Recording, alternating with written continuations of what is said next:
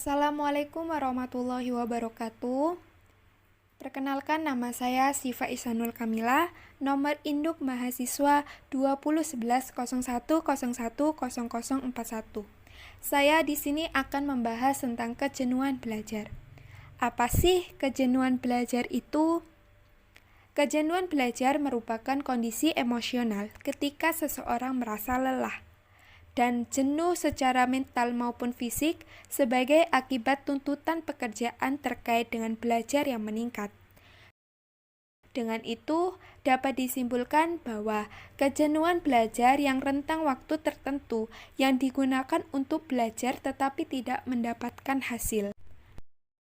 Apa aja sih di dalam kejenuhan belajar itu? Pasti sudah penasaran ya menunggu jawabannya.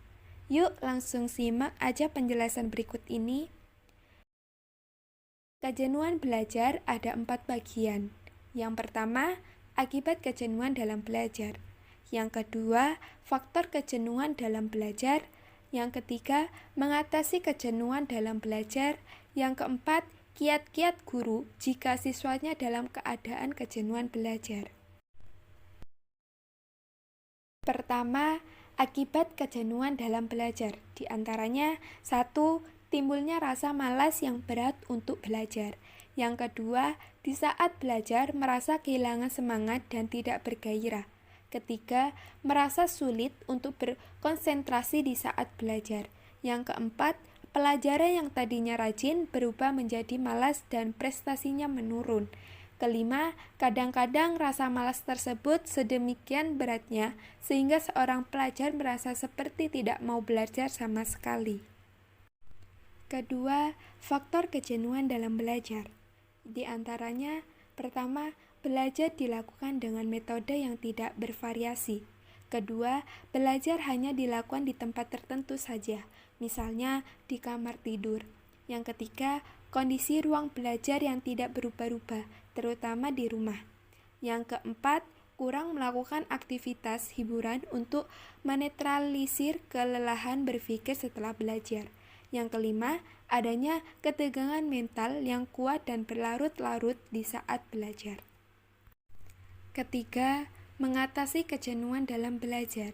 Di antaranya, 1. Belajar dengan metode yang bervariasi. Misalnya, dengan membuat ringkasan bahan belajar sejak awal semester. Kedua, belajar di beberapa tempat yang cukup nyaman, seperti ruang tidur, ruang khusus belajar, ruang tamu, dan lain sebagainya. Yang ketiga, mengadakan perubahan fisik di ruang belajar. Yang keempat, menciptakan suasana yang menyenangkan di ruang belajar. Misalnya, belajar sambil mendengarkan musik instrumental yang tenang. Kelima, melakukan aktivitas rekreasi secara berkala. Keenam, menghindari adanya ketegangan mental di saat belajar. 4. Kiat-kiat jika siswanya keadaan kejenuhan belajar. Yang pertama, jika siswa mulai kelihatan jenuh, ajaklah peserta didik kita untuk bermain sebentar. Contohnya, siswa diberi kebebasan membuat yel-yel, tepuk-tepuk yang menurut mereka biasa menumbuhkan semangat belajar. Yang kedua, sebelum pelajaran inti, guru mengajak siswa sebuah permainan yang berguna untuk memusatkan konsentrasi anak. Contohnya, guru menyebut gajah. Siswa mempraktekkan dengan gerakan dan ucapan kecil.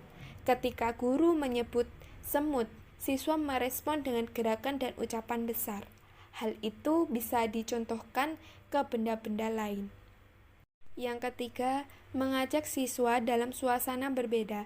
Contohnya, guru tidak hanya mencoba mengajar di dalam kelas, tetapi di luar kelas pun jadi asal siswa diajak untuk tetap bertanggung jawab dan tetap komitmen belajar. Yang keempat, siswa diberi tanggung jawab untuk melakukan penjelasan materi yang sebelumnya dibuat tugas kelompok dan teman lainnya diajak untuk menilainya. Guru harus bisa mengarahkan dan mendorong siswa itu untuk lebih kreatif. Kelima, siswa diberikan tanggung jawab untuk membuat soal sendiri dan diserahkan kepada gurunya. Kemudian, guru menggunakan sebagai ulangan harian. Sekian, terima kasih. Semoga materi kali ini sangat bermanfaat untuk semuanya. Dan jangan lupa di like, comment, and subscribe ya. Wassalamualaikum warahmatullahi wabarakatuh.